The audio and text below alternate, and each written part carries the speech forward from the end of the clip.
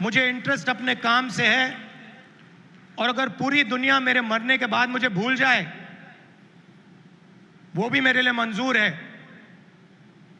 गरीब लोगों के लिए काम कर रहा, अगर मैंने अपना काम पूरा किया। तो यही मेरी सोच है। लोग क्या सोचेंगे क्या नहीं सोचेंगे मुझे कोई फर्क नहीं पड़ता। सच्चाई क्या है और मुझे क्या करना है वो मैं करना चाहता हूं। मेरा नाम याद करें। तेलंगाना में हमने एक क्रांतिकारी कदम उठाया, जाति जनगणना। उससे कुछ महीने पहले मैंने पार्लियामेंट हाउस में भाषण दिया था। कुछ साल पहले एक जर्नलिस्ट मोदी जी के सामने कहा, मेरे से मिलने आए, कि मोदी जी आप जाति जनगणना कराइए, हिंदुस्तान के देश को मालूम होना चाहिए। ऑफिस में बातचीत चल रही थी, उन्होंने मुझे बोला इस देश में दलित कितने हैं कि वो पिछड़ा वर्ग कितना है। नवाज शरीफ के मित्र थे। अति पिछड़ा कितना है, अति दलित कितने हैं, और उन्होंने मुझे बताया कि आदिवासी कितने हैं। नवाज शरीफ या मुशर्रफ जी से कहा था माइनॉरिटीज कितने हैं, गरीब जनरल कास्ट के कितने लोग हैं हिंदुस्तान और पाकिस्तान के बीच में। और मैं सिर्फ जाति जनगणना के पीछे नहीं था।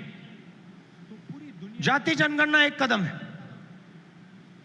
मुझे यह पता लगाना था कि इस देश में जब जर्नलिस्ट ने कहा था किसकी कितनी भागीदारी है, जैसे उस समय मैंने कहा था कि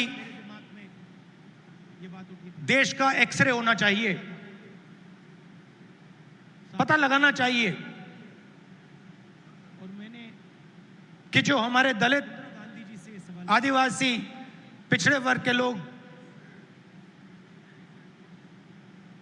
धूप में काम करते हैं,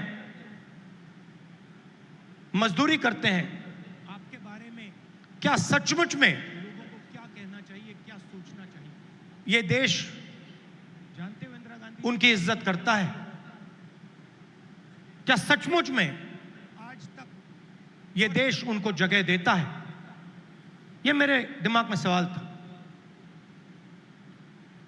उन्होंने कहा, मोदी जी ने, राहुल, आरएसएस ने साफ कह दिया काम करती हूं,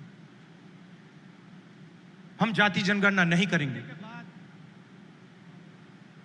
हम जानना नहीं चाहते हैं, ना सोचे, मुझे कोई फर्क नहीं पड़ता, हम समझना नहीं चाहते हैं, मुझे इंटरेस्ट अपने काम से है, हम लोगों को बताना नहीं चाहते हैं पूरी दुनिया मेरे मरने के कि इस देश में दलितों को, आदिवासियों को, पिछड़ों को, गरीब जनरल कास्ट को, माइनॉरिटीज को काम पूरा किया, कितनी भागीदारी मिलती है, हम छुपाना चाहते हैं।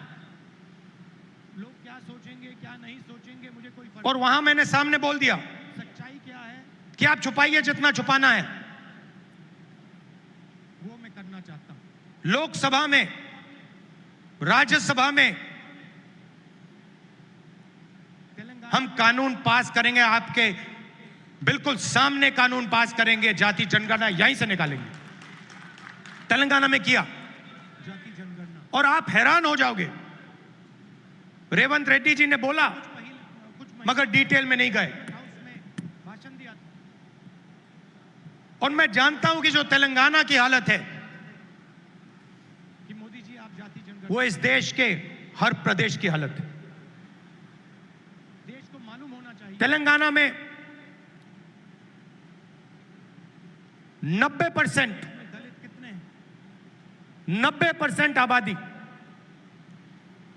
ओबीसी, पिछड़ा वर्ग कितना है, अति पिछड़ा, दलित, अति दलित, माइनॉरिटी, अति पिछड़ा कितना है, आदिवासी कितने हैं,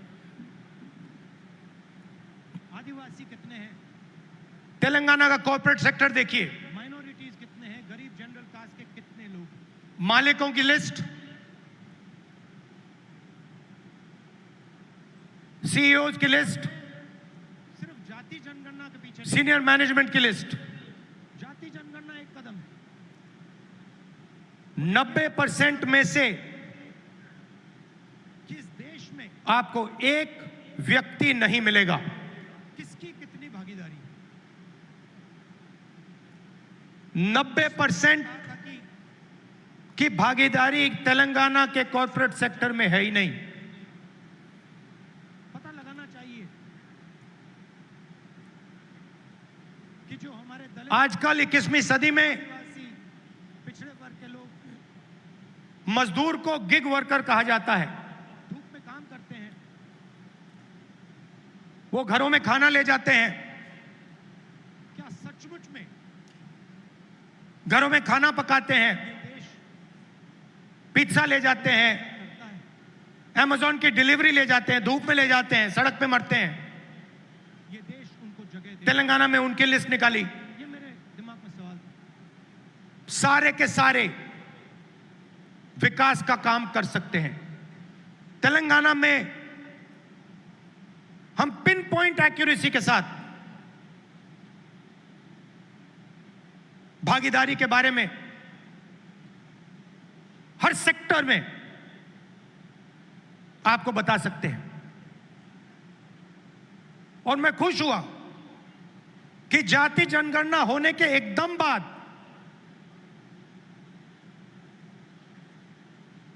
हमारे चीफ मिनिस्टर ने और हमारी टीम ने ओबीसी रिजर्वेशन को 42% तक पहुंचा दिया है।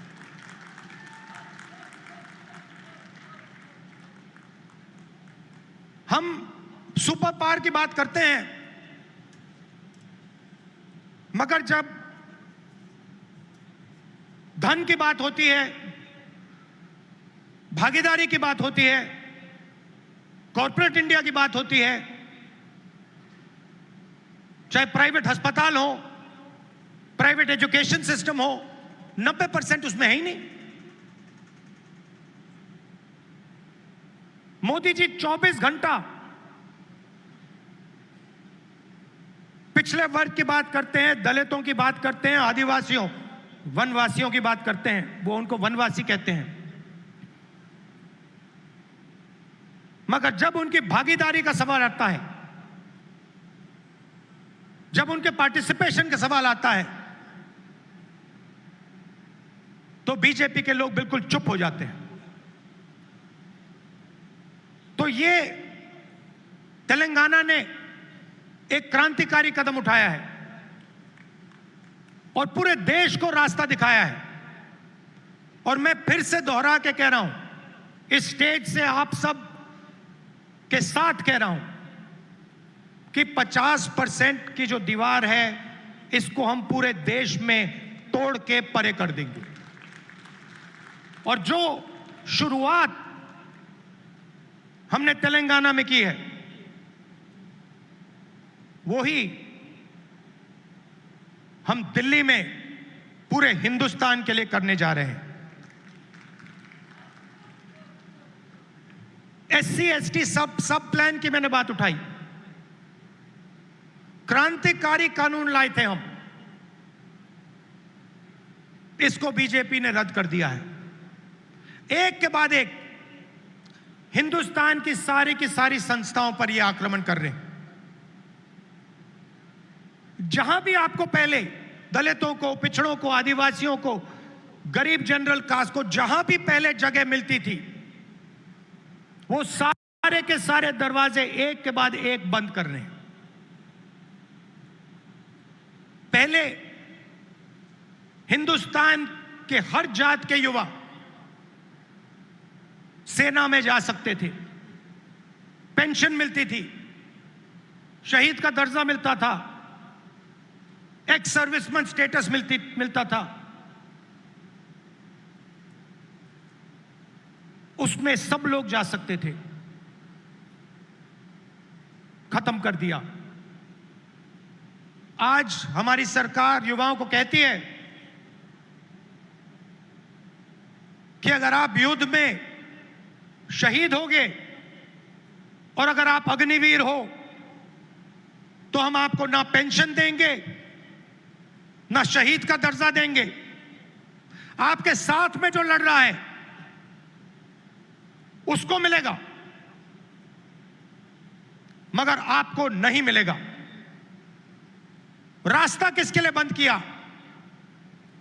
गरीबों के लिए। गरीब जनरल कास्ट, दलित, पिछड़ा वर्ग, अति पिछड़ा वर्ग, आदिवासियों के लिए। पहले पब्लिक सेक्टर हुआ करता था, उसमें हर जात के लोग जा सकते थे। Steel authority India, BHEL, BSNL, HAL, ये आप सबको, पूरे देश के युवाओं को रोजगार देते थे, अपॉर्चुनिटी देते थे। एक के बाद एक इनको बंद किया जा रहा है।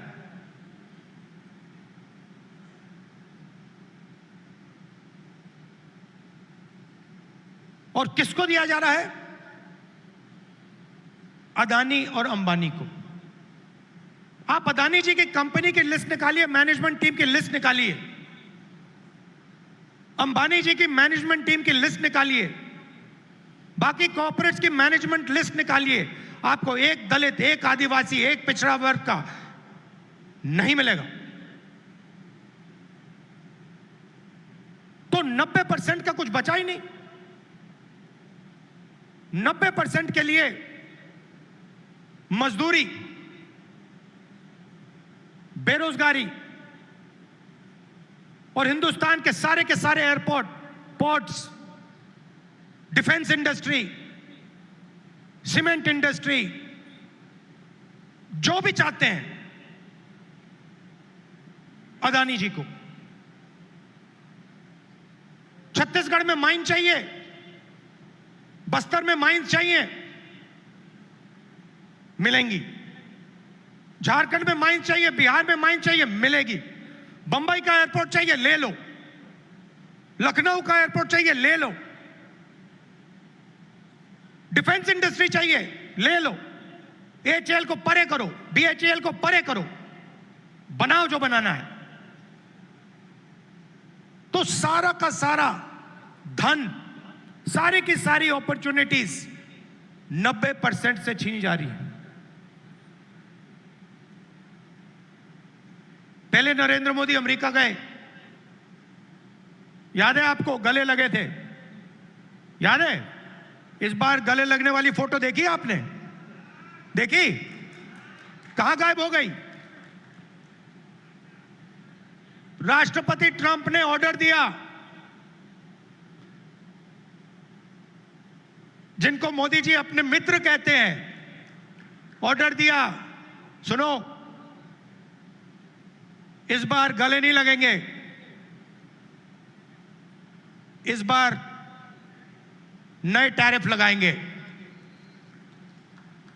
चूं तक नहीं निकली, आज तक गायब हैं। जनता का ध्यान वहां ना चला जाए तो पार्लियामेंट में 2 दिन ड्रामा चलाया। मगर सच्चाई है कि आर्थिक तूफान आने वाला है। कोविड आया था, नरेंद्र मोदी जी ने थाली बजवाई, मोबाइल फोन की लाइट दिखवाई। अब आर्थिक तूफान आ रहा है, सामने है। करोड़ों लोगों को नुकसान होगा। 50 साल से सबसे ज्यादा बेरोजगारी आज है। कहां गए नरेंद्र मोदी? कहां छुप गए हैं?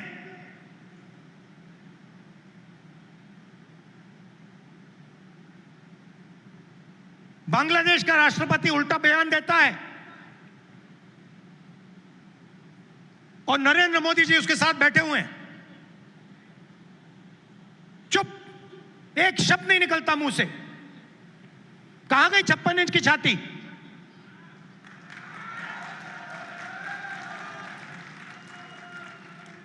जब प्रधानमंत्री को कहना था, इंदिरा गांधी से एक बार किसी ने पूछा, डू यू लीन लेफ्ट और राइट? मतलब आप दाएं लीन करती हैं, बाएं लीन करती हैं। इंदिरा गांधी जी ने कहा मैं हिंदुस्तान की प्रधानमंत्री हूं, मैं ना दाएं लीन करती हूं ना बाएं लीन करती हूं, बीच में सीधी खड़ी रहती हूं। ये हमारे जो नए प्रधानमंत्री हैं, ये सीधा सामने मत्था टेक देते हैं।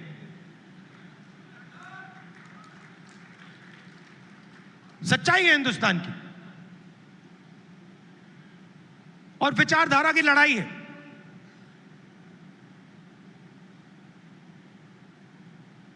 आप लोग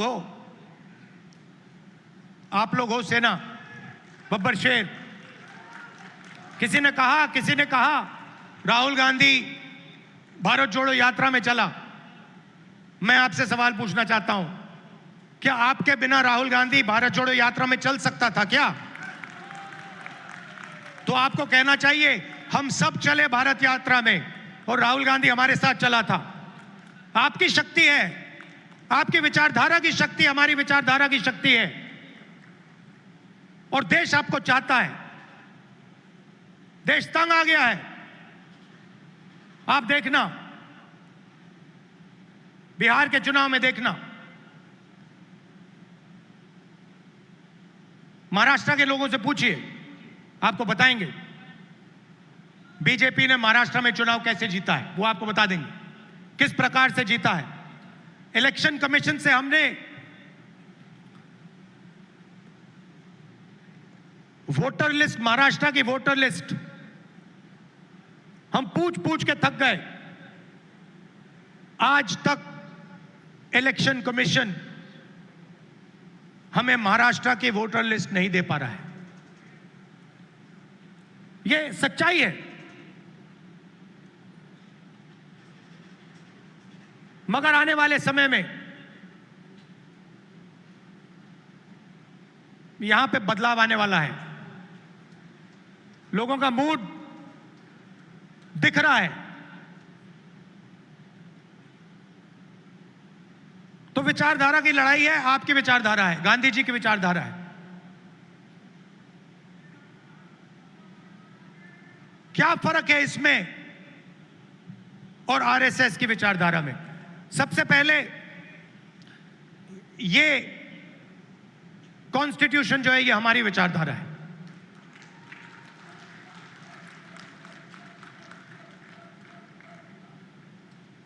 इसमें गांधी जी की, अंबेडकर जी की, पटेल जी की, बुद्ध भगवान की, नारायण गुरु जी की, गुरु नानक जी की, कबीर जी की, बसवना जी की विचारधारा है। यह 70 साल पुराना डॉक्यूमेंट नहीं है, यह हजारों साल पुरानी सोच है, और यह आपकी है। आपके खून, आपके पसीने ने, कांग्रेस पार्टी के खून, कांग्रेस पार्टी के पसीने ने यह कॉन्स्टिट्यूशन देश के साथ बनाया है, और आज इस पर आक्रमण हो रहा है। संस्थाओं पर आक्रमण होता है। अग्निवीर, अदानी अंबानी को देश का पूरा धन, यह सब कॉन्स्टिट्यूशन पर आक्रमण हो रहा है। कॉन्स्टिट्यूशन में कहीं नहीं लिखा है कि हिंदुस्तान का पूरा धन 2-3 लोगों के हाथ में होना चाहिए। कॉन्स्टिट्यूशन में कहीं नहीं लिखा है कि हिंदुस्तान की हर संस्था में एक संगठन आरएसएस के लोग होने चाहिए। इस कॉन्स्टिट्यूशन में कहीं नहीं लिखा है कि हिंदुस्तान की सब यूनिवर्सिटीज के वाइस चांसलर आरएसएस के होने चाहिए। इस कॉन्स्टिट्यूशन में कहीं नहीं लिखा है कि हिंदुस्तान की दूसरी भाषाओं को, तमिल को, बंगाली को दबाया जाना चाहिए। कहीं नहीं लिखा है। मगर आरएसएस और बीजेपी रोज इस कॉन्स्टिट्यूशन पर आक्रमण कर रहे हैं, और इनको सिर्फ कांग्रेस पार्टी रोक सकती है, बाकी पार्टियां नहीं रोक सकती हैं। आप देखना, क्योंकि यह विचारधारा की लड़ाई है। जिस पार्टी के पास विचारधारा नहीं है क्लैरिटी नहीं है, वो बीजेपी आरएसएस के सामने नहीं खड़ी हो सकती। जिस पार्टी के पास विचारधारा है वो ही आरएसएस और बीजेपी का मुकाबला कर सकती है और वो ही आरएसएस और बीजेपी को हराएगी। और आजादी से पहले एक बात याद रखिए, भूलिए मत, आजादी में हम सिर्फ अंग्रेजों से नहीं लड़े थे, हम अंग्रेज और आरएसएस की विचारधारा के खिलाफ लड़े थे। ये सारे जो आरएसएस के लोग हैं, इनकी विचारधारा फ्रीडम स्ट्रगल की विचारधारा नहीं है। जिस दिन कॉन्स्टिट्यूशन लागू हुआ था, जिस दिन यह किताब लिखी गई थी, उस दिन इस कॉन्स्टिट्यूशन के खिलाफ आरएसएस ने रामलीला मैदान में इस कॉन्स्टिट्यूशन को जलाया था। सालों के लिए इस कॉन्स्टिट्यूशन में लिखा है कि हमारे देश का जो झंडा है वो तिरंगा होगा। सालों के लिए आरएसएस ने तिरंगा को सलूट नहीं मारा था। यह सच है। आज जो भी कहें, उनकी विचारधारा कॉन्स्टिट्यूशन के खिलाफ है। वो लोकतंत्र को खत्म करना चाहते हैं, वो हिंदुस्तान की सारी संस्थाओं को कंट्रोल करना चाहते हैं और अंबानी अदानी को हिंदुस्तान का पूरा धन पकड़ाना चाहते हैं। और हमारी विचारधारा कहती है कि यह देश हर जात का, हर धर्म का है, हर भाषा का है। इस देश की संस्थाएं, इस देश के इंस्टीट्यूशंस किसी एक संगठन के नहीं हैं, कांग्रेस पार्टी के नहीं हैं, इस देश की जनता के हैं और इस देश की जनता को उन इंस्टीट्यूशंस पर कंट्रोल होना चाहिए। यह लड़ाई चल रही है। कुछ दिन पहले बीजेपी ने लोकसभा में वक्फ बिल पास किया। वक्फ बिल फ्रीडम ऑफ रिलीजन पर आक्रमण है, कॉन्स्टिट्यूशन पर आक्रमण है।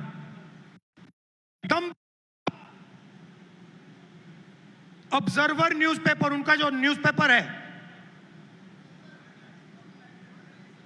ऑर्गेनाइजर, सॉरी ऑब्जर्वर नहीं, ऑर्गेनाइजर में लिखते हैं कि अब जो क्रिश्चियन कम्युनिटी है उनकी जमीन पर हम आक्रमण करने जा रहे हैं। हमारे सिख भाई हैं, आपके पास भी आएंगे। तो आप ये मत सोचिए कि ये आप पर आक्रमण नहीं है। और ये एंटी कॉन्स्टिट्यूशन है और anti freedom of religion act है और ये देश के सब लोगों को मालूम होना चाहिए।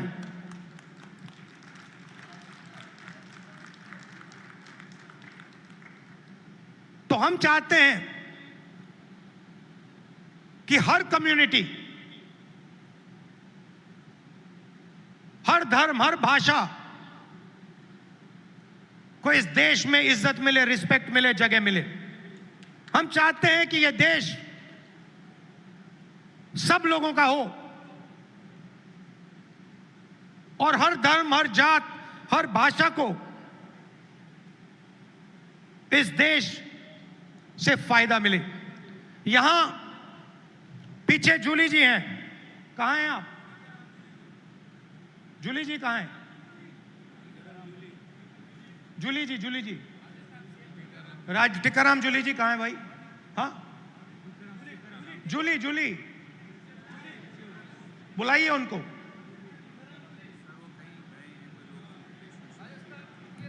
अच्छा, टिक्काराम जूली हमारे सीएलपी हैं, राजस्थान के, दलित हैं, मंदिर गए थे। उनके मंदिर में जाने के बाद बीजेपी के नेताओं ने मंदिर को साफ करवाया, धुलवाया, और वो अपने आप को हिंदू कहते हैं। एक दलित व्यक्ति को मंदिर में जाने का अधिकार नहीं देते हैं, और जब जाता है तो फिर मंदिर को धुलवाते हैं। ये हमारा धर्म नहीं है, ये हमारा धर्म नहीं है। हम भी अपने आप को हिंदू कहलाते हैं, मगर ये हमारा धर्म नहीं है। हमारा धर्म वो है जो हर व्यक्ति का आदर करता है, हर व्यक्ति को रिस्पेक्ट देता है। और ये जो बात है, चाहे ये दलितों के खिलाफ हो, पिछड़ों के खिलाफ हो, ये बीजेपी के हर कार्यकर्ता के दिल के अंदर छुपी हुई है। ये है आप में और उनमें फर्क। आपके लिए चाहे दलित हो, आदिवासी हो, पिछड़े हो, महिला हो, अल्पसंख्यक हो, आप सबकी रिस्पेक्ट करते हो। हमारा हर कार्यकर्ता हिंदुस्तान के हर व्यक्ति की रिस्पेक्ट करता है। उनके दिल में नफरत भरी हुई है।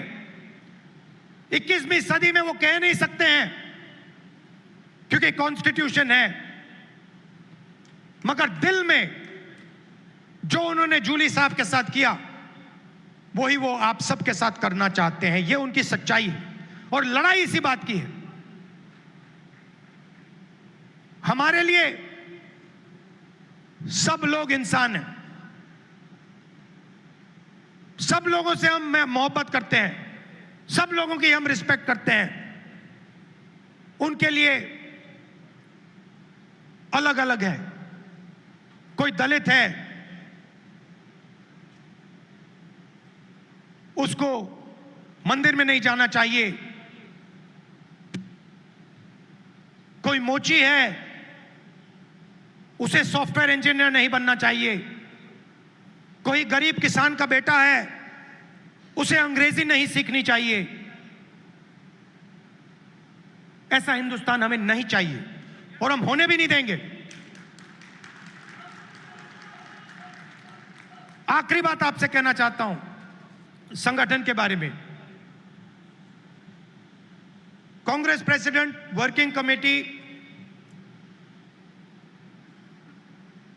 और पार्टी के सीनियर नेताओं की काफी मीटिंग हुई है, और हम चाहते हैं कि जो हमारे डिस्ट्रिक्ट प्रेसिडेंट्स हैं, उन्हें हम पार्टी की नींव बनाएं। और हम चाहते हैं कि उन्हें, जो हमारे डिस्ट्रिक्ट प्रेसिडेंट्स हैं, डिस्ट्रिक्ट कमेटीज हैं, उन्हें पार्टी शक्ति दे, पावर दे और जिम्मेदारी दे। तो ये बदलाव हम कांग्रेस पार्टी में लाने जा रहे हैं। डिस्ट्रिक्ट कमेटी और डिस्ट्रिक्ट प्रेसिडेंट को हम पार्टी का फाउंडेशन बनाने जा रहे हैं।